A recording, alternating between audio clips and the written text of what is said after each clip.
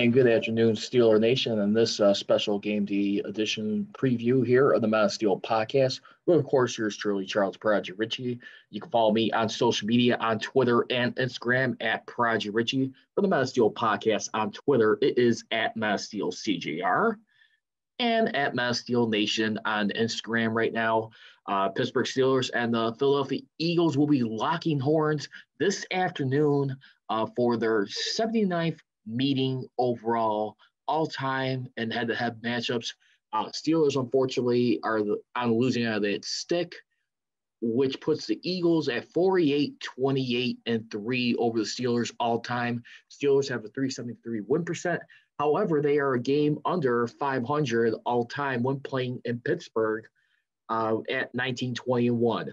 The last time the Philadelphia Eagles did happen to beat the Steelers head-to-head in that scenario all time, when they did, it was back in 2000. That was an old Three Rivers Stadium. That was the last season that was around, and that was back on November 12th of 2000. They lost that game by a field goal, 23-26, and the Steelers looked to get a little bit closer in that regard, defending their home turf.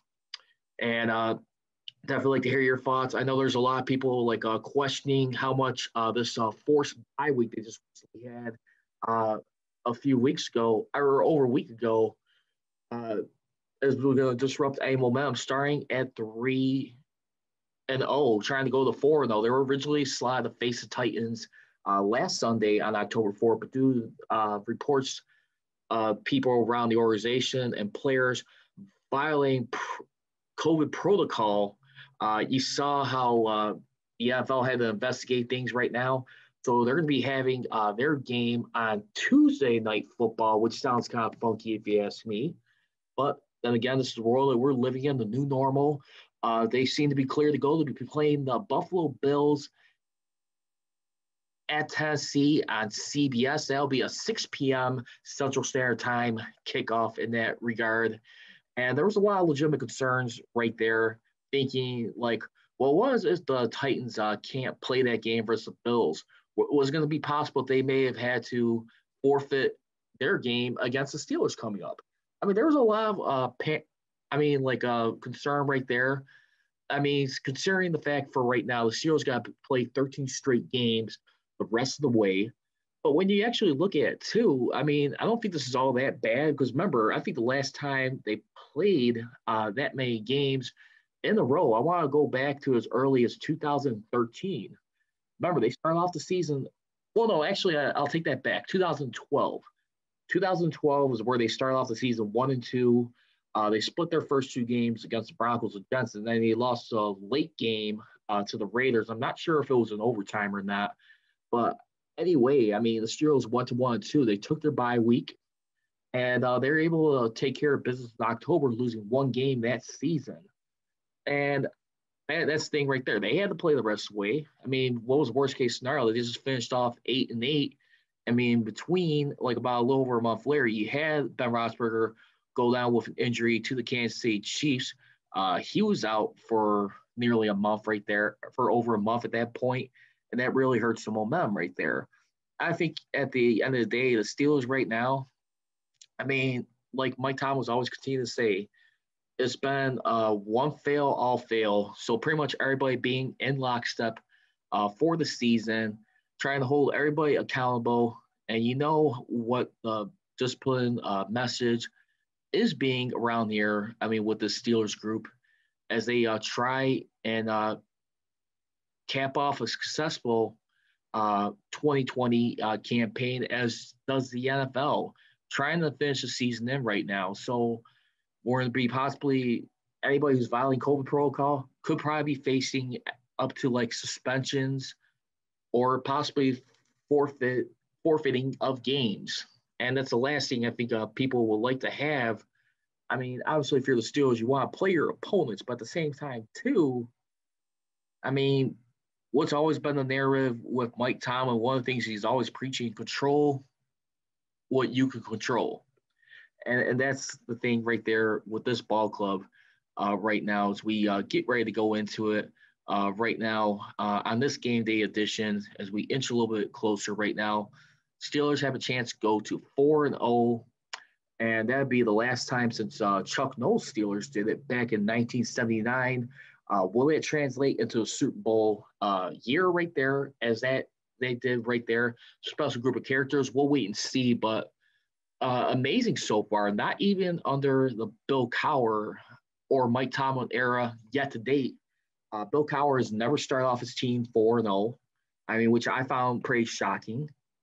I mean, the Steelers, I mean, let's be honest. I mean, they're not a team who always starts off strong, like right out of the gate. They haven't been 6-0 in such a long time, if you ask me. And when I look at the history of this team, I mean, what you try and do, I mean, it just goes to show you how much the discipline and the expectations was at that point were, you know, you heard from that old 70s Steel Curtain team from guys like Rocky Bleier. I mean, Chuck Noll didn't really believe in motivating guys. He wanted his players to be self-motivators. And by the way, when the Steelers their last strongest start to date has been 7-0, which was back done in 1978. And their first loss of the season came against the then Houston Oilers, which is now the Titans. But that's where we look at for this time. So a lot of exciting stuff right now. Definitely got a lot of room to be optimistic, but at the same time, I think the Steelers are trying to get back to the business at hand of handling their situation like they should. Anyway, if you guys want to get in on the conversation, if you guys want to, feel free. If you guys want to join me on social media, especially on my Instagram live stream, feel free. You're more than welcome to. You can follow me on Twitter and Instagram. Once again, at Masteel Nation, which I'm streaming live off, or you can just catch me on the live stream, which I'm doing right now, which is streaming on my Facebook page, Masteel Podcast. If you guys feel free to like it and wish to follow it, you can just simply type in next time at Masteel Nation. And by the way, the Steelers just announced their inactives for the Steelers Eagles game right now. So we're going to get into that list right now as we look at it. So the Steelers are going to be listing 6 players right now in that regard. Pretty much the only starter who's going to be out, which we already knew going into this game when we look at it. We had on the injury report, which was Derek Watt, who's had a hamstring injury. And then, of course, backup linebacker Marcus Allen. He's already been out, ruled ahead of this contest, as we already knew. The other guys right here, the 4 main players who are all backups. We also got quarterback Joshua Dobbs, defensive tackle Carlos Davis, tackle Derwin Gray, and last but not least, tight end Zach Gentry. So the Steelers will be without 6 players who we already knew a long time ago going into this game, which was announced earlier in the week, which are starting fullback Derek Watt and backup linebacker Marcus Allen. As for the Eagles, pretty nicked up in their own right. They will be having 7 players. They will be without today. They'll be definitely without a pair of starters in this game as we look at it for right now, going into this contest, or trying to get some momentum in their own right, coming off an upset win in San Francisco, but a desperation win nonetheless. And they find themselves at 1-2-1 in the top of the first of their own division, the NFC East, as we look at it.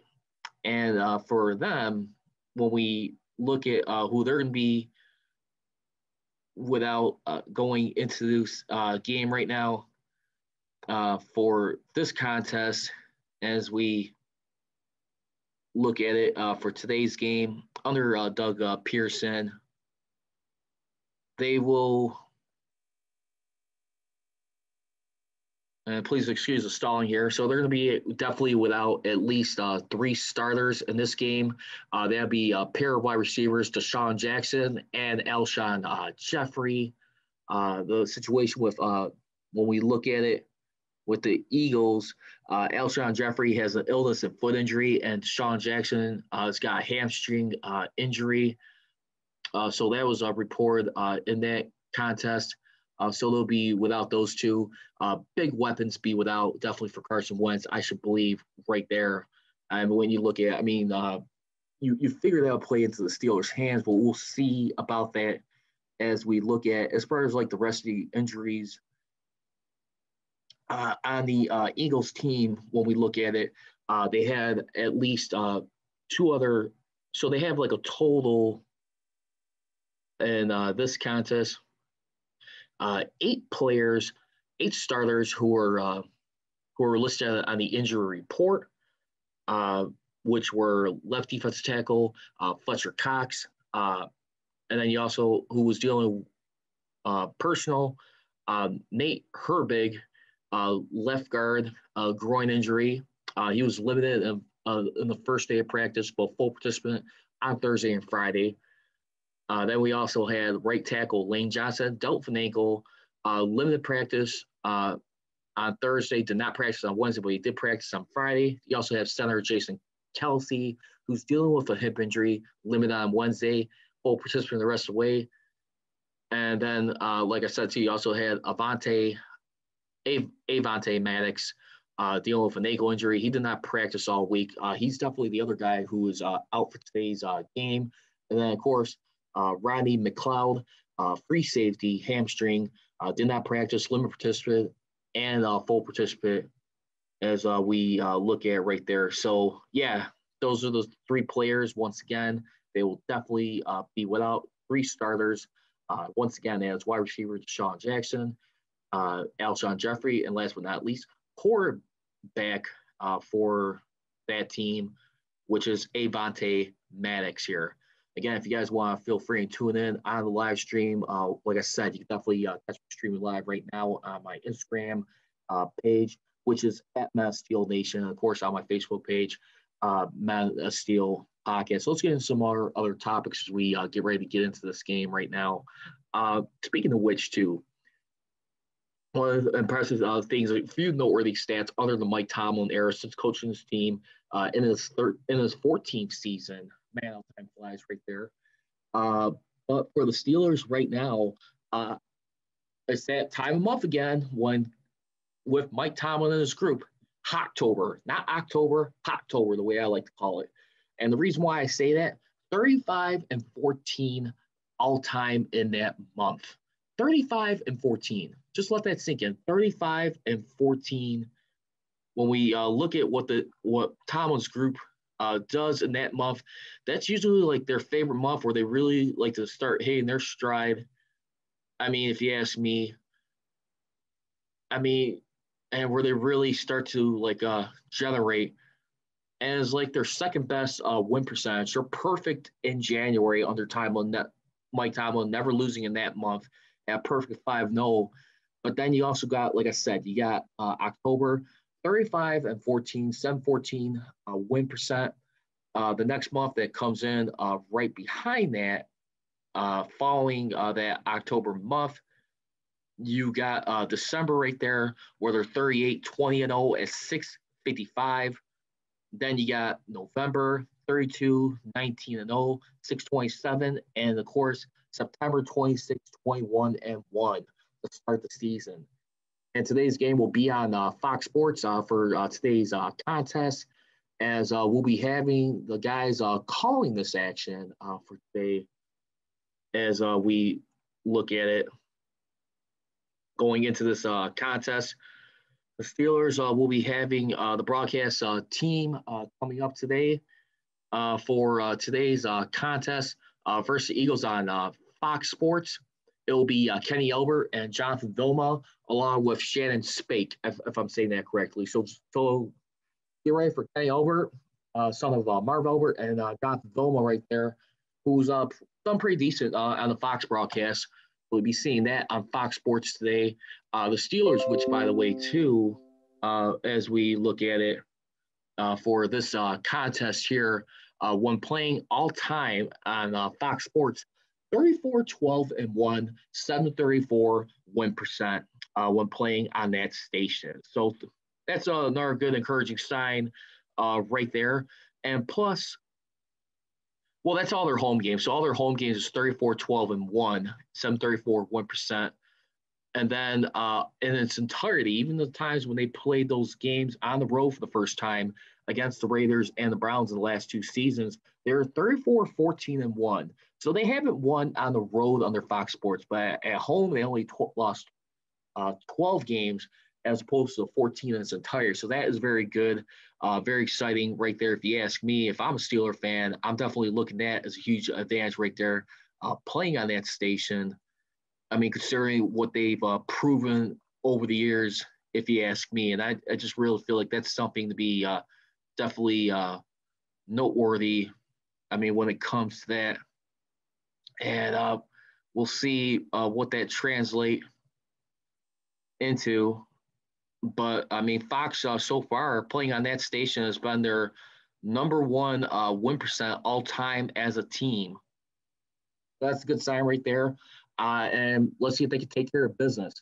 Again, if you guys want to follow me on social media, I can be followed on Twitter and Instagram at Prodigy Richey for the Masteel. And we'll see what the Twitter is at Masteel CJ. And translate. And then, of course, at Masteel Nation on Instagram. That's all lowercase caps.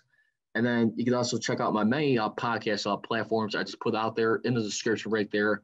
If you guys just may look a little tweak on my Anchor podcast platform, I changed that this morning, literally before I went on air.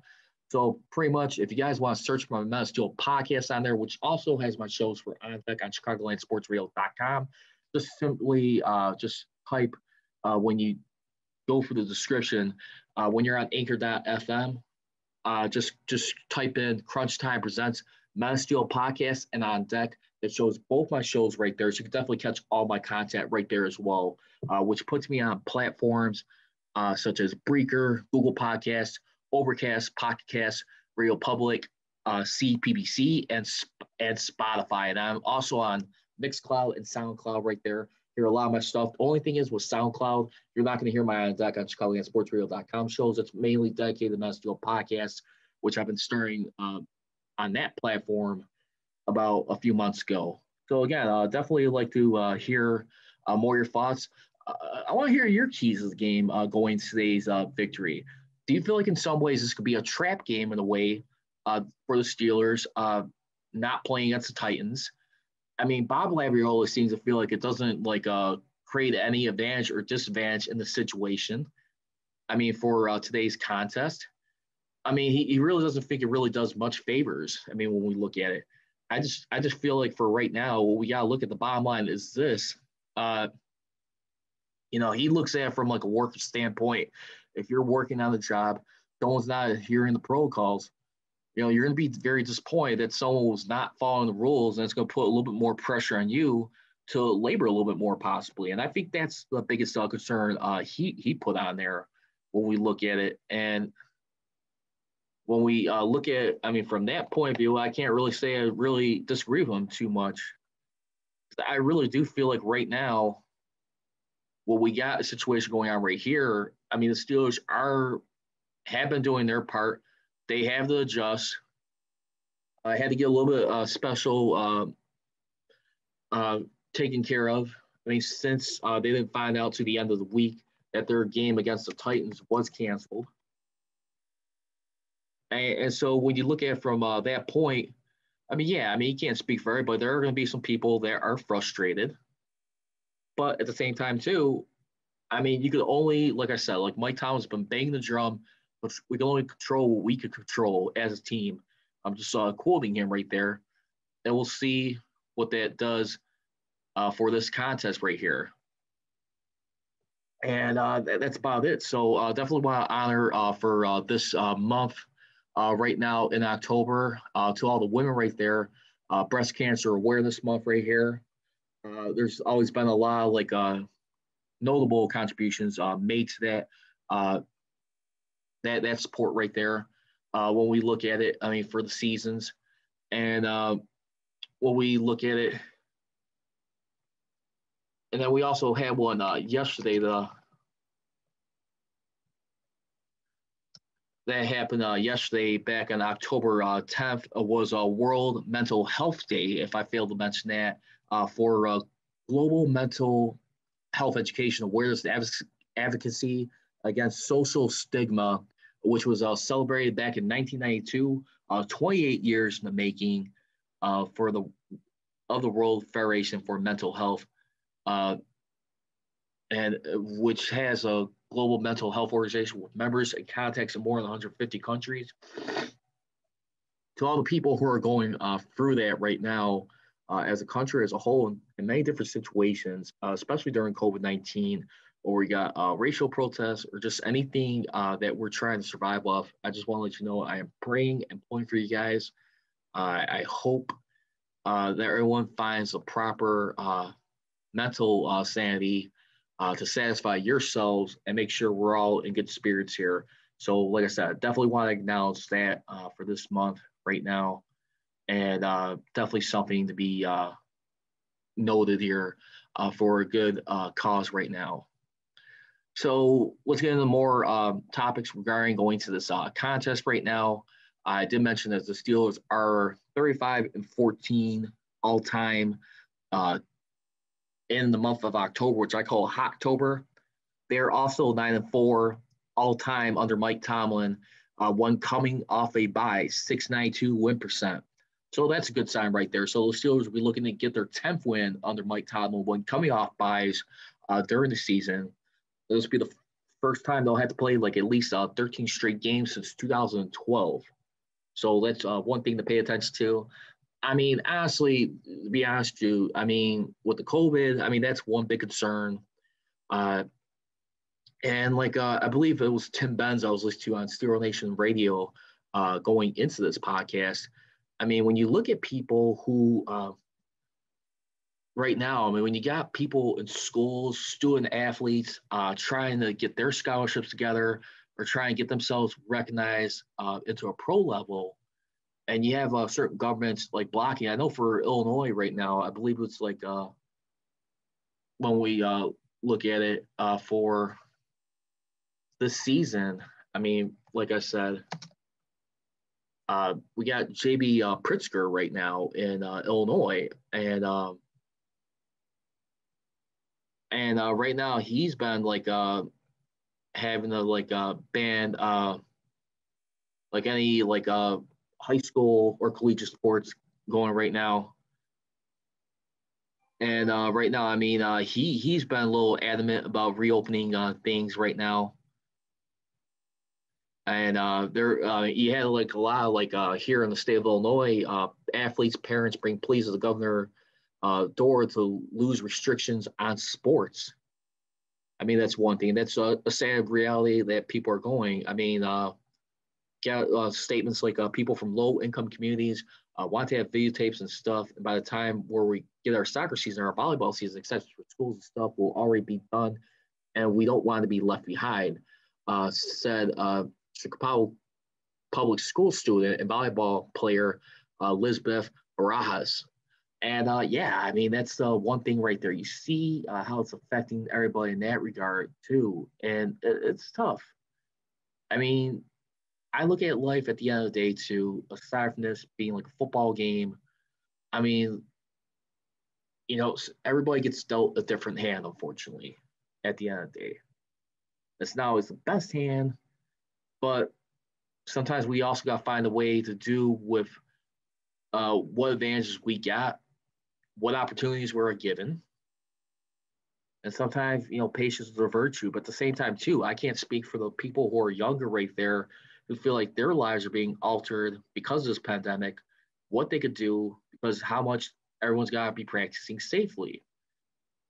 I mean, it's all about, at the end of the day, just being accountable, being smart, doing everything we can. We keep ourselves covered up. I actually talked to a few friends of mine, and I'm not going to name names, but there are some people who get frustrated with wearing the masks. And I've got to be honest with you, there's some people who feel like their normalcy has been taken away from this. And that's the truth of the matter. You can't expect everyone to be on board with the strict procedures that are going on. I mean, you look at President Trump right now. I mean, a guy who's still not fully confirmed if he's tested negative for COVID-19. I mean, he feels okay, great. But I mean, at the end of the day, too, I mean, this is a guy who has definitely mocked a lot of things with this disease. And I really do, as a person, pray and hope he gets better. But let's go ahead and get back to NFL and Steelers football. Sorry, I didn't mean to induce politics on here, but again, the Steelers are 9-4 when coming off a bye, 35-14 in the month of October. Looking to pick up win number 36 and win number 10 for total of October so far, and their 10th victory coming off byes right now. Also being reported by Dale Lally of DK Pittsburgh Sports, Steelers already knew that they would be without receivers Jalen Rager and Quez Watkins, along with guards Brandon Brooks and Isaac Seumalo. Offensive tackles Jason Pierce and Andre Dillard, and tight end Dallas Goddard. These players are on injury reserve, and that's on offense. Earlier this week, linebacker, according to Dale Lally, TJ Edwards, and safety Rudy Ford were placed on IR as well. And pretty much Keith Butler, who's asked about that, approached about that topic right there, just basically said, especially Eagles on offense, we kind of make everything generic and see who plays and maybe adjust during this game and see who's in there and who's not. We're going to do the best we can and go off the knowledge that we have and anticipate people playing or not playing. We can't control that. We just have to line up against people we're going to play and try to do our best, end quote. Also noted by the Athletic, Abouchet, with fullback Derek Watt for Sunday. Steelers use standard evaluation rule to reactivate Trey Edmonds from the practice squad to the active roster for today's game versus the Eagles.